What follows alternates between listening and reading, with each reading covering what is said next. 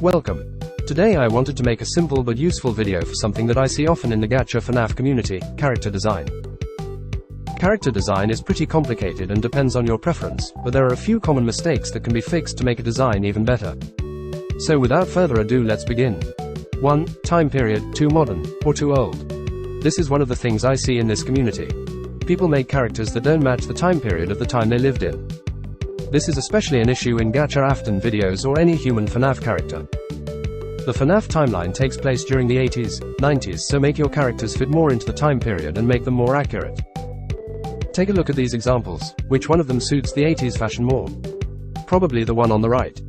The one on the left is a common beginner design mistake that I see. People add modern day accessories like chains, hats, flower crowns, sweaters tied around the waist and more, not because it's accurate but looks more cool.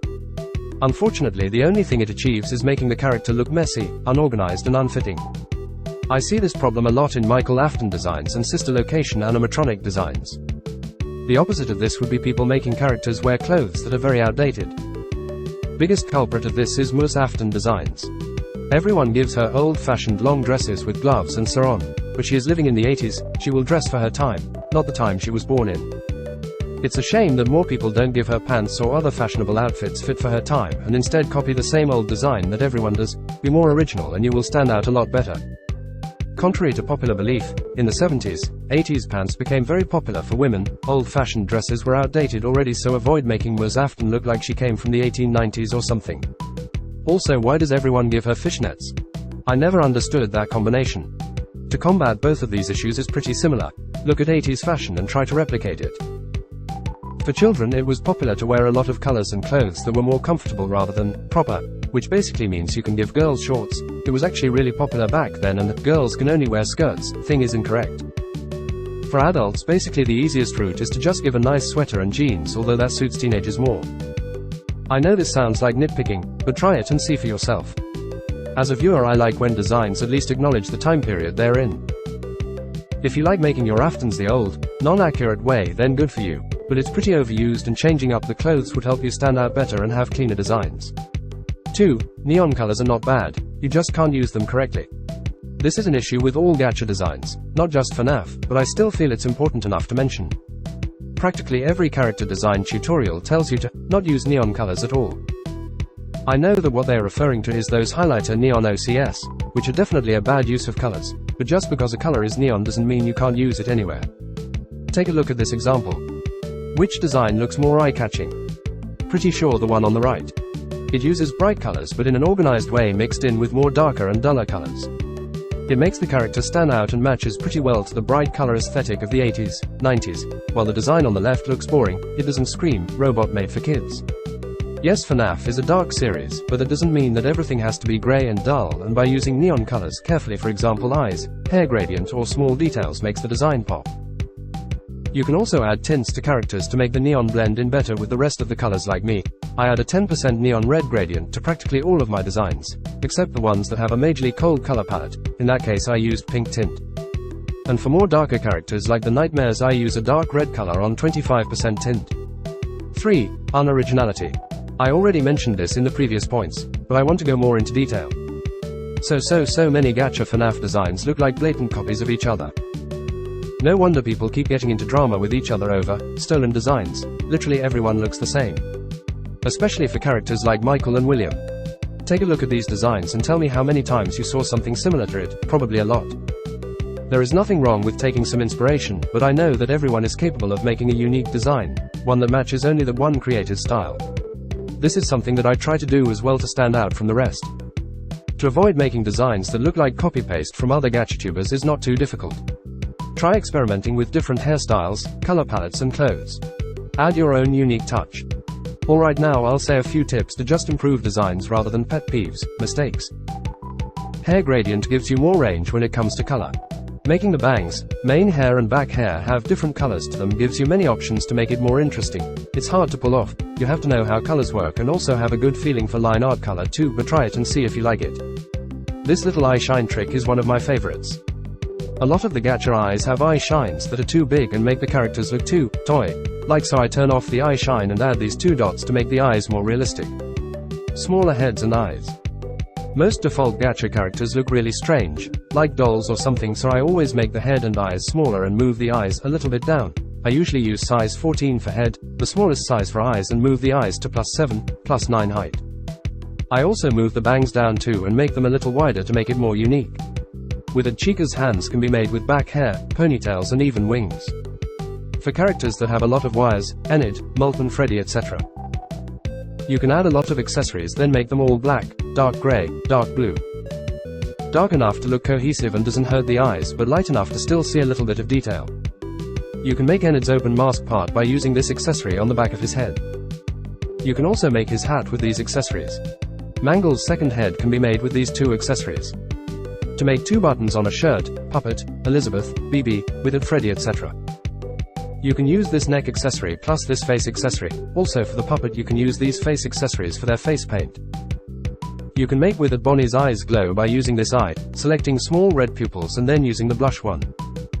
I usually add this blurry circle face accessory as a snout, adjust it to be the smallest size and move behind the mouth. Hogs are a great way to add more detail into the hair. Some of the animatronic face markings. This face accessory for Funtime Animatronics. This mask for Nightmare Animatronics. This shoulder piece for literally everything. 4.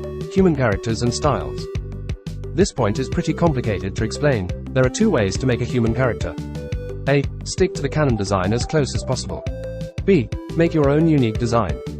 I like to do a bit of both.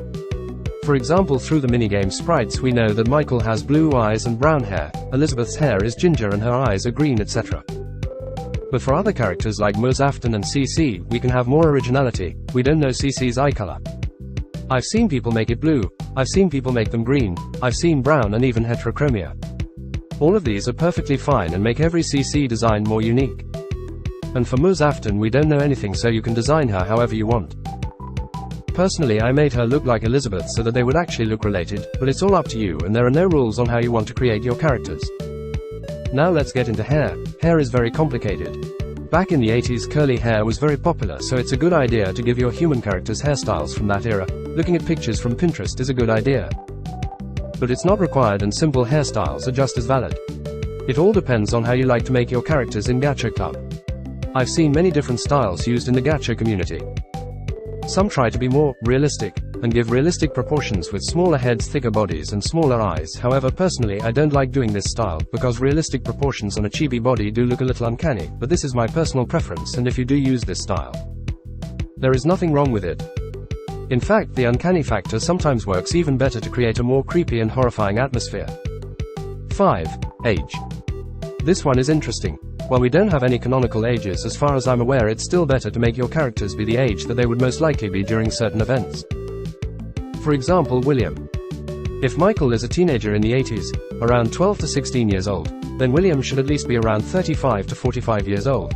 If we assume that William had Michael when he was in his late 20s, I see so many people make him look like a 20-ish something twink boy, and that's just simply not the case. He is a middle-aged man, also a murderer too. He is not hot. Same goes for Henry.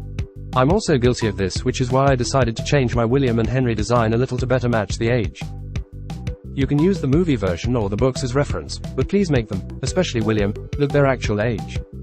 6. Animatronics. For something like the animatronics, there are three main ways to make their designs. Human, furry, canon, realistic. Practically everyone does the human route, because it's the easiest, but making the animatronic more into the furry or canon categories will be a little more unique and make the animatronics clearly stand out compared to the human characters. For the animatronics that look similar, for example originals versus toy animatronics, I see people make a very common mistake of making them look way too similar. Especially with color and clothing. Try giving the toy animatronics different color palettes compared to the originals. For example, my OG Chica uses more brown, orange colors, while my toy Chica uses more pink and purple colors, which sets them apart and also shows off the difference between their personalities. Colors are definitely hard to get a hand off, but there are ways to improve them, such as using complementary colors, adding both dark and bright colors in new color palette, etc. For clothes, I recommend giving them something that both fits the time period, shows off their personality and makes them look like performers, if you are using the human or furry route. This can be achieved with accessories like gloves, belts, ribbons, etc. For example, the toy animatronics look more sporty and trendy, while the withered ones are more old and creepy, considering the fact that they come from an older era and are beat up. Last tip, be creative. This isn't really a technical tip, but still important. Don't let anyone limit the way you make your characters. I told some basic tips that I personally like seeing, but these are not rules that you have to religiously follow. Try new things, experiment with new styles. You can even give your human characters new clothes every video to show that they are people and have lives, preference in style, etc. Do not copy designs. It's very rude and will get you in a lot of drama. I hope some of these tips helped you, and thank you for listening. You can leave any questions or video ideas down in the comments section.